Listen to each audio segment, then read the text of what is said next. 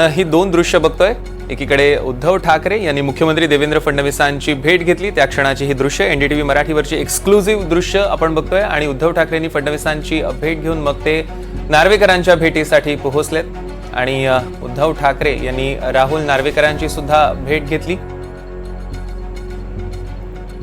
आणि नार्वेकरांच्या भेटीनंतर ते पुन्हा एकदा बाहेर आलेले आहेत आणि आता ते काही वेळात इतरांशी सुद्धा संवाद साधतील। पुन्हा एकदा जाऊया, देवेंद्र कोल्हटकर आपले प्रतिनिधी आपल्या सोबत जोडले गेले। देवेंद्र, नेमकी कोणाकोणाशी भेट झालेली आहे?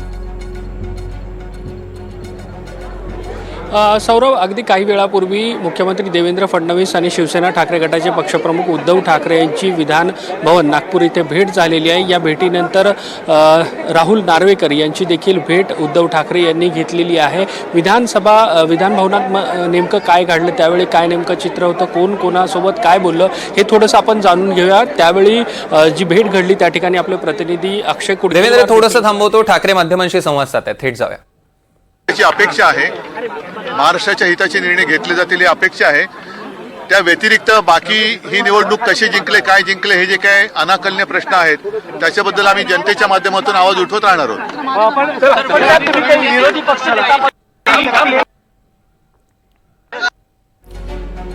दरम्यान आपण बघितलं, उद्धव ठाकरेंनी देवेंद्र फडणवीसांच्या भेटीनंतर पहिलीच प्रतिक्रिया दिलेली आहे, त्यांचं अभिनंदन केलं आणि महाराष्ट्राचे प्रश्न सोडवले जातील अशी इच्छा, अपेक्षा त्यांनी व्यक्त केलेली आहे। आणि सोबतच ही विरोधी पक्ष नेतेपदाची किंवा विरोधी पक्षाची जी भूमिका आहे की ही निवडणूक नेमकी कशाद्वारे जिंकली, हे प्रश्न पुन्हा एकदा जनतेच्या माध्यमातून आम्ही उपस्थित करत राहूच, ही ठोस भूमिका उद्धव ठाकरेंनी मांडलेली आहे। पुन्हा एकदा जाऊया देवेंद्र कोल्हटकर यांच्याकडे। देवेंद्र,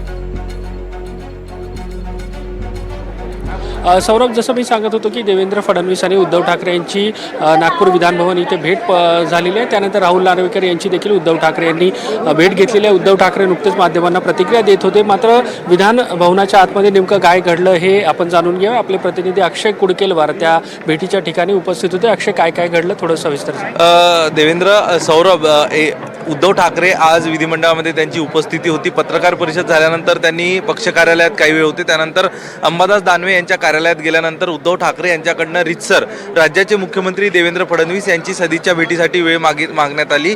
ही भेटीची वेळ मिळाल्यानंतर उद्धव ठाकरे हे उद्धव ठाकरे असतील, अनिल परब असतील, हे सगळे नेते देवेंद्र फडणवीस यांच्या भेटीसाठी देवेंद्र फडणवीस यांच्या दालनात गेले।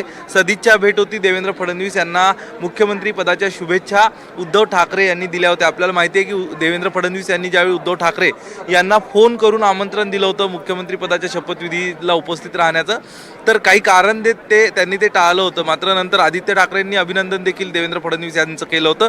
आज उद्धव ठाकरे यांनी देखील विधान भवनामध्ये आले आणि अशाच पद्धतीचं अभिनंदन देवेंद्र फडणवीस यांचं केलं आणि यानंतर त्यांनी विधानसभेचे अध्यक्ष राहुल नार्वेकर यांचं दालन देखील गाठलं आणि त्या ठिकाणी देखील त्यांचं अभिनंदन केलं राहुल नार्वेकर यांचं अध्यक्षपद निवडीबाबत आणि त्यांची देखील भेट घेतली।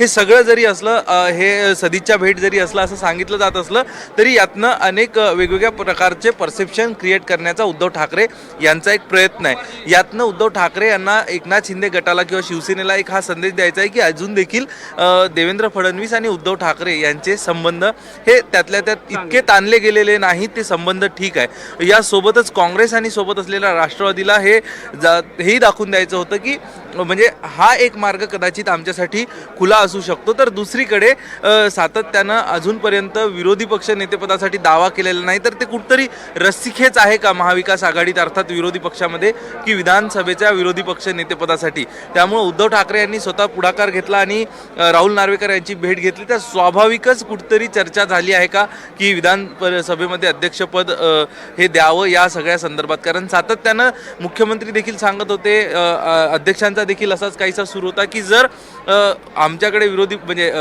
देवेंद्र फडणवीसांनी सांगितलं होतं की जर ते अध्यक्षांना अधिकार आहे आणि अध्यक्षांच्या कार्यालयामार्फत ही माहिती येत होती की अद्यापपर्यंत आमच्याकडे कुणीही विधानसभेचं विरोधी पक्ष नेतेपदावरती दावा करण्यासाठी आलं नाही। त्यामुळे उद्धव ठाकरे यांची भेट ही सदिच्छा भेट जरी असली तर याला अनेक अर्थ आहे आणि अनेक अर्थांनी ही भेट वेगवेगळे राजकीय संदेश देऊन जाते। मग महायुतीतील घटक पक्ष असतील, म्हणजे महायुतीतील महत्त्वाचे पक्ष असतील किंवा महाविकास आघाडीतील काँग्रेस राष्ट्रवादी असतील, या दोन्ही पक्षांना